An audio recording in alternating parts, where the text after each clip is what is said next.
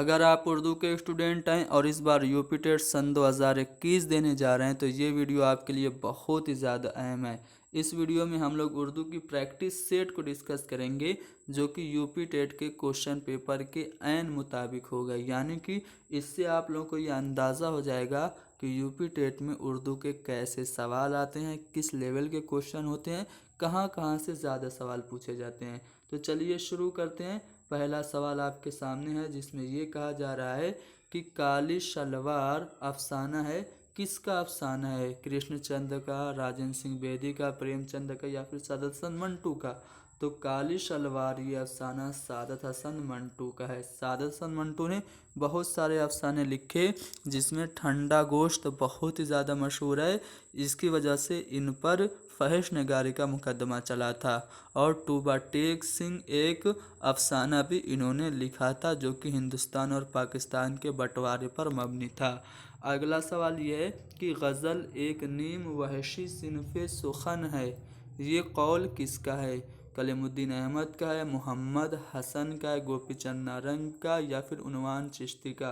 तो गज़ल एक नीम वहशी सिनफ़े सुखन है, ये कौल प्रोफेसर कलीमुद्दीन अहमद का है। अब देखिए गज़ल से मुताल्लिक़ अक़वाल हर बार इम्तिहान में पूछे जाते हैं, तो मैंने यहाँ पे गज़ल से मुताल्लिक़ जो मशहूर अक़वाल हैं जो अक्सर पूछे जाते हैं यहाँ पे मैंने आपके सामने शामिल कर दिया है।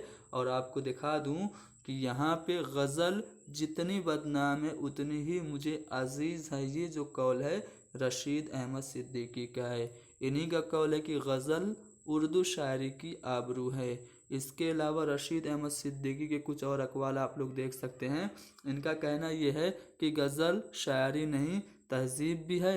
शायरी का नाम आते ही मेरा ख़्याल गज़ल की तरफ मायल होता है, और शायरी ज़ेवर की मोहताज है और ज़ेवर गज़ल की मोहताज है। तो ये सभी जो अक़वाल हैं किसके हैं? गज़ल से मुतल्लिक़ रशीद अहमद सिद्दीकी के हैं। अब फ़िराक गोरखपुरी ने भी कई बातें गज़ल से मुतल्लिक़ कही, जिसमें उन्होंने एक बात ये कही कि गज़ल शायरी नहीं इत्रे शायरी है। और इन्होंने ये भी कहा कि गज़ल मुख्तलिफ़ फूलों की माला है। इसके अलावा फ़िराक गोरखपुरी ने कहा कि गज़ल जो है वो इंतहाओं का एक सिलसिला है। और शिबली नोमानी की बात करें तो इन्होंने कहा कि गज़ल का ख़मीर इश्क व मोहब्बत है। आल अहमद सरूर ने एक बहुत ही खूबसूरत कौल गज़ल से मुतल्लिक़ फरमाया। उन्होंने ये कहा कि गज़ल चावल पर कुल हुवल्लाह लिखने का आर्ट है। ये कौल किसका है? आल अहमद सरूर का है। इन्होंने ही कहा कि गज़ल बड़ी काफिर सिनफ़े सुखन है। किसने कहा? आल अहमद सरूर ने। अब जो आपसे सवाल पूछा गया था कि गज़ल नीम वहशी सिनफ़े शायरी है, ये कलीमुद्दीन अहमद का है। और गज़ल की गर्दन बेतकल्लुफ़ी से उड़ा देनी चाहिए, ये कौल अज़मतुल्लाह खां का है।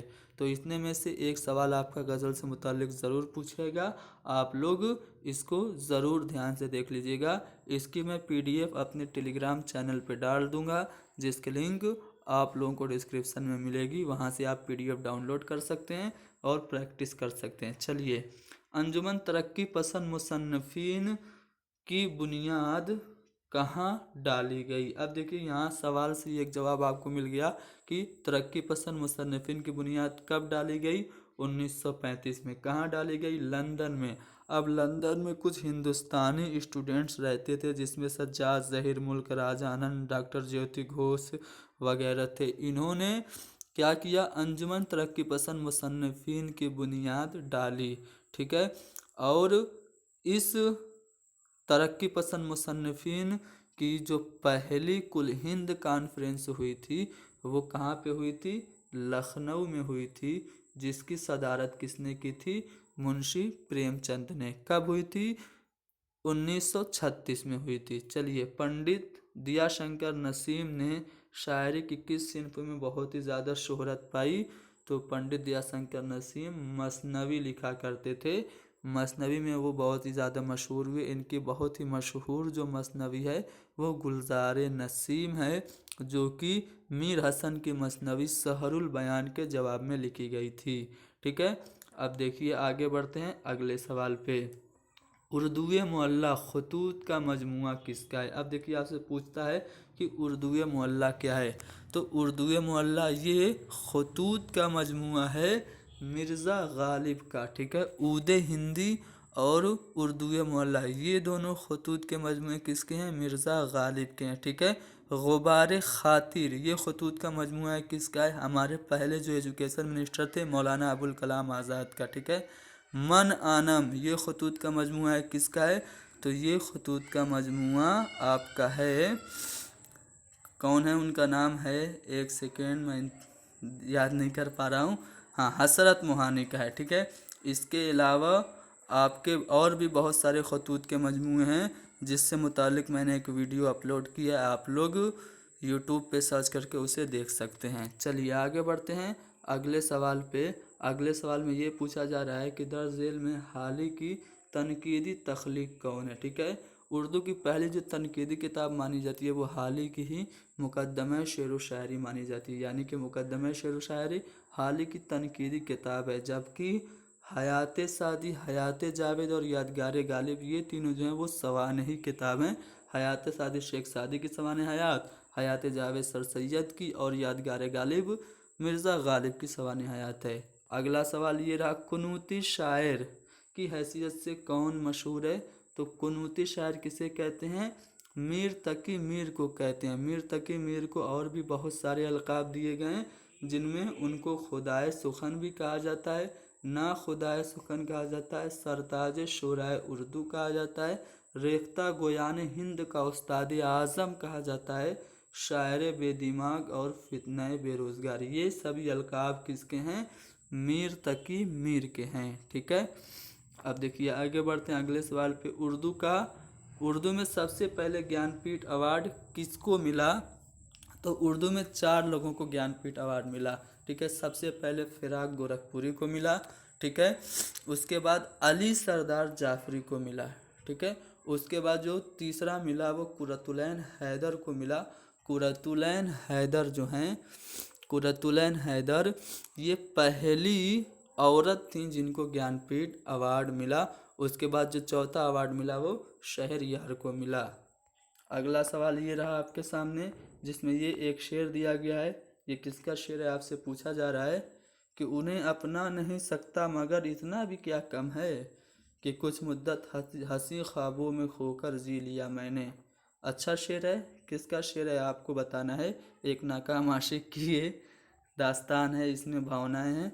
तो यहाँ पे ये जो शेर है वो साहिर लुधियानवी का है। कह रहे हैं कि उन्हें अपना नहीं सकता मगर इतना भी क्या कम है कि कुछ मुद्दत हंसी ख्वाबों में खोकर जी लिया मैंने। चलिए आगे बढ़ते हैं अगले सवाल पे। अपने दुख मुझे दे दो, ये इसके खालिक कौन है, तो अपने दुख मुझे दे दो इसके खालिक राजेंद्र सिंह बेदी हैं। ठीक है, राजेंद्र सिंह बेदी लाहौर में पैदा हुए थे। ठीक है, इनके कुछ अफसानों के मजमूए की मैं बात करूं तो ग्रहण है, कोख जली है, दानाव दवाम है और अपने दुख मुझे दे दो है। ठीक है, इनके कुछ मशहूर अगर मैं अफसानों की बात करूं तो उसमें गरम कोट भी है, कोख जली है, लाजवंती है। ठीक है, और इसके अलावा एक चादर मैली सी इनका मशहूर नाविल्ट है। ठीक है, किसका, राजेंद्र सिंह बेदी का।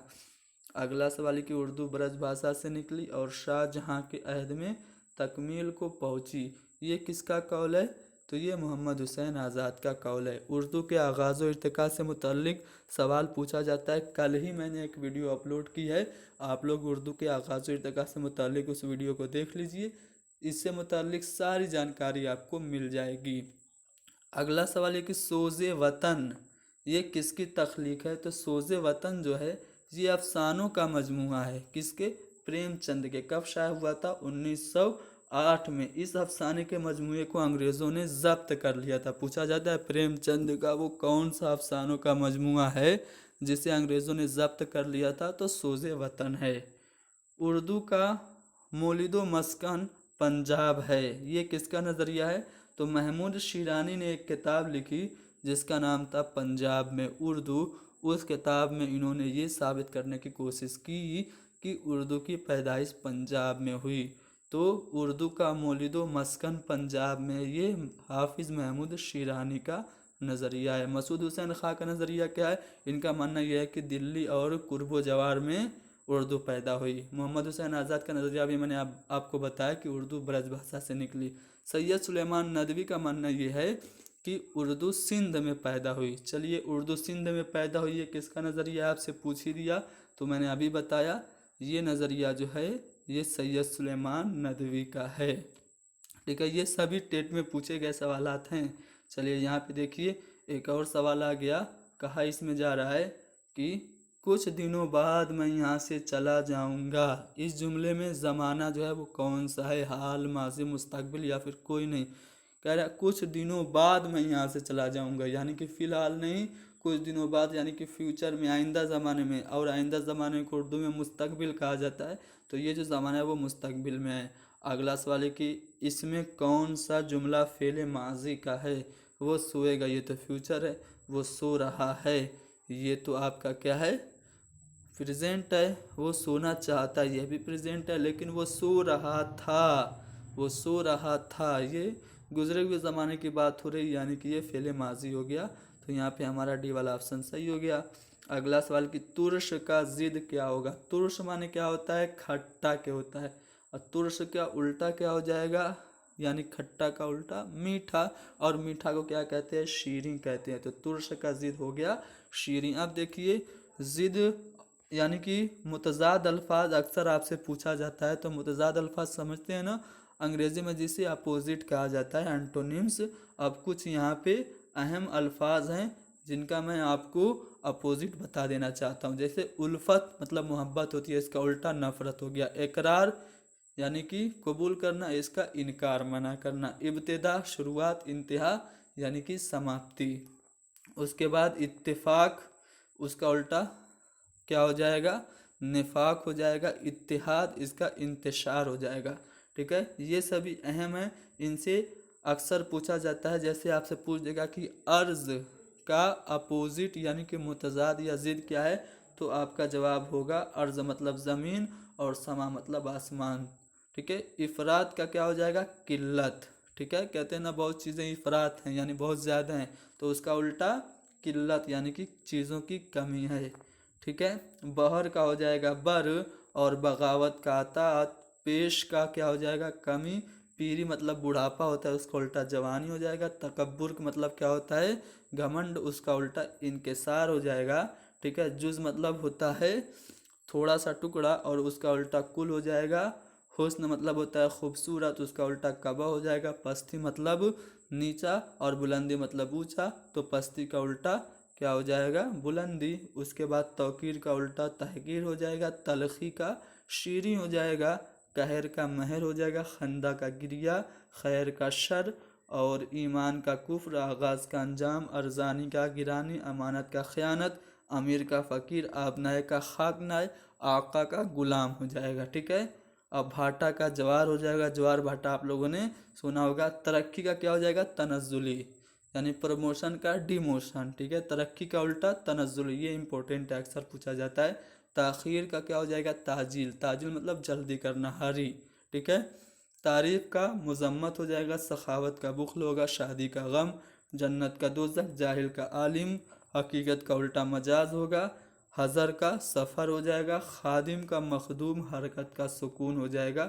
अक्सरियत का अकलियत होगा। असलाफ का अखलाफ, और इकबाल का अदबार। तशवीश का तस्कीन, और जिहालत का इल्म। और भी बहुत सारे हैं।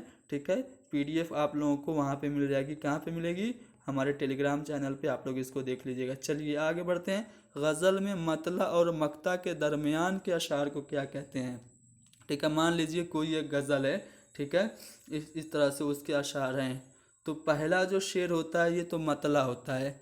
ठीक है, जो दूसरा शेर होता है जो हम काफ़ी और हम रदीफ़ होता है उसको हुस्न मतला कहते हैं। और जो आखिरी शेर होता है जिसमें शायर अपना तखल्लुस इस्तेमाल करता है उसको मक्ता कहते हैं। लेकिन जो बीच के जो अशार होते हैं, ठीक है, उनको हम क्या कहते हैं? तो बीच के अशार को हम लोग फ़र्द कहते हैं। ठीक है, फ़र्द।